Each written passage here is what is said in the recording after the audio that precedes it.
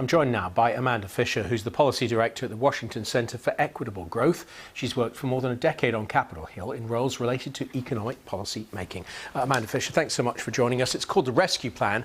Will it rescue America? You know, I think that this bill is a really significant and large down payment on addressing the worst of the economic suffering that's happening here in the United States. I think it's really significant that since I worked in Congress 10 years ago, policymakers really seem to have learned their lesson that the risk is doing too little, not too much. And this bill really makes investments in the programs that are going to help the people that are suffering the most right now, which are low-income workers in the United States, people who are on the front lines, disproportionately people of color and women.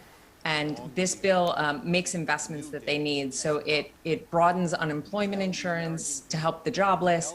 It makes investments in childcare so that workers can stay in the workforce.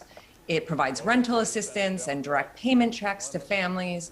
And it also invests in state and local aid, which is critically needed right now as our state and local governments can't run budget deficits like the federal government can.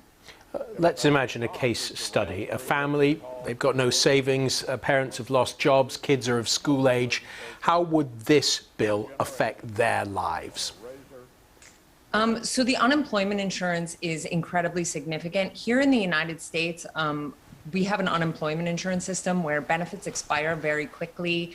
And if there's really not a helping hand out there if you can't find a job very quickly. So this not only boosts the amount of unemployment insurance, but it extends the duration of that. It provides more funding for childcare services so that women who may have dropped out of the workforce, parents that may have dropped out of the workforce for caregiving responsibilities might have access to more affordable childcare. It provides $1,400 direct payments to individuals, you know, in the middle class here in the United States, and it helps prevent an eviction crisis by providing billions of dollars in rental relief.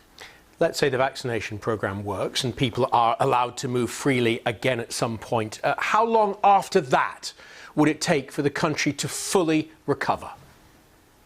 So I think that this bill is a really good start to get us through this period of vaccination and containing the virus and get us to the other side.